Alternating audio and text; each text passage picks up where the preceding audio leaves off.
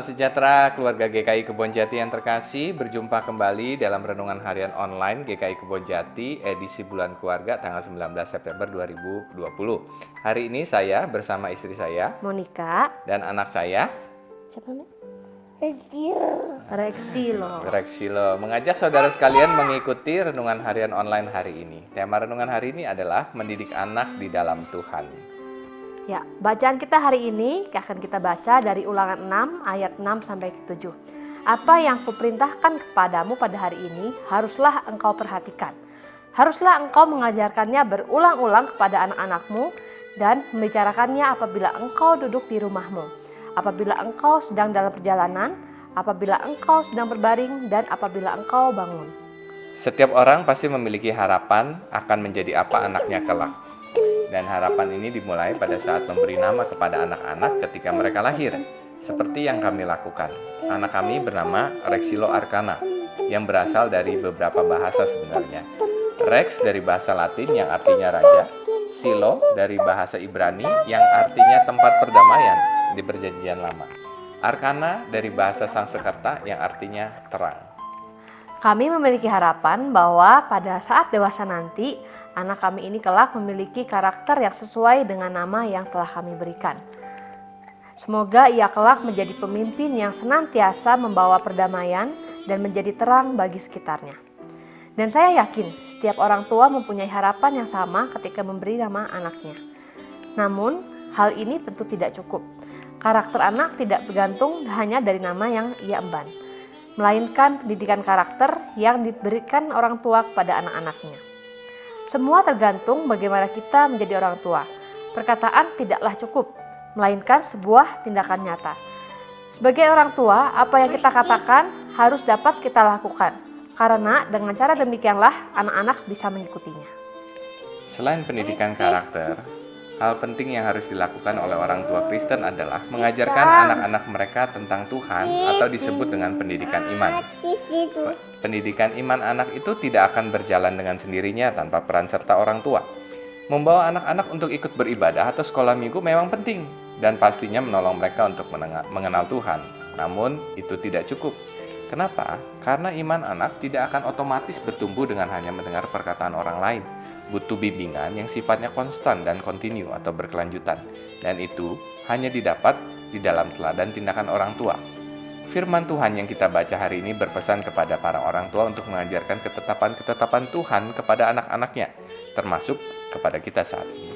Ada 5 cara yang dikatakan firman Tuhan hari ini.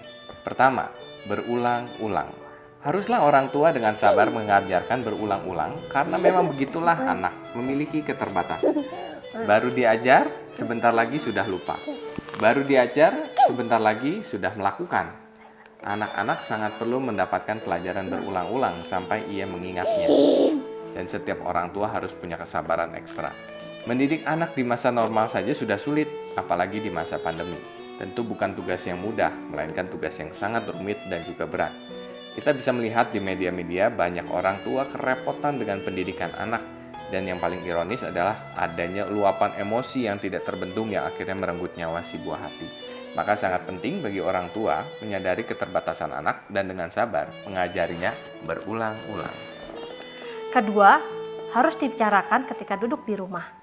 Kapan saja kita duduk di rumah? Kapan saja ketika ada kesempatan? Sewaktu makan, nonton TV, baca buku, main game, atau lagi bersantai. Jadikan waktu duduk bersama sebagai sarana pendidikan iman. Apa yang muncul di TV bisa kita jadikan sarana untuk mengajar. Apa yang baik, kita katakan baik, dan apa yang buruk, kita katakan buruk. Ketiga, apabila engkau sedang dalam perjalanan, banyak hal yang bisa kita ajarkan kepada anak-anak kita di tengah perjalanan. Tentang kemahakuasaan Tuhan, menciptakan pohon, binatang, gunung, awan, gedung, jembatan, dan setiap hal yang ditemui di tengah perjalanan. Dan tidak hanya itu, tingkah laku kita pun di perjalanan bisa menjadi contoh bagi anak-anak. Tidak hanya saat berkendara, tetapi juga pada saat berjalan kaki. Keempat, apabila engkau berbaring. Ini bicara mengenai waktu sebelum tidur. Sebelum tidur adalah waktu yang bisa dimanfaatkan para orang tua untuk mendidik anak-anak tentang Tuhan. Bagaimana kita mengajarkan mereka berdoa. Bagaimana kita mengajarkan mereka untuk bersyukur. atas berkat yang telah Tuhan berikan sepanjang hari ini. Dan bagaimana mereka menyerahkan tidur mereka dalam perlindungan Tuhan. Kelima, apabila engkau bangun. Pagi hari adalah waktu yang sering tergesa-gesa sehingga kita lupa bersyukur atas perlindungan Tuhan di waktu kita tidur. Padahal di pagi hari anak pun dapat belajar tentang Tuhan. Bagaimana mereka bersyukur atas hari baru yang bisa mereka jalani dan bagaimana mereka bisa menyerahkan hidup mereka sehari ini. Bukan hal ringan, tetapi itulah yang difirmankan Tuhan kepada kita. Mendidik anak di setiap waktu dan di setiap ada kesempatan. Anak bukan hanya buah cinta, namun adalah anugerah. Tuhan tidak akan memberikan sesuatu kepada kita yang bertujuan untuk merugikan. Begitu juga dengan anak. Mereka adalah anugerah Tuhan yang harus kita jaga, pelihara, dan kita didik di dalam Tuhan. Ada berkat tersembunyi yang kelak akan kita petik ketika mampu merawat anak dan mengasihi mereka dengan baik. Kiranya Tuhan sendiri yang terus menguatkan kita untuk melakukan, mengajarkan, dan mewariskan firman Tuhan dalam kehidupan anak-anak kita. Tuhan Yesus memberkati. Bye-bye.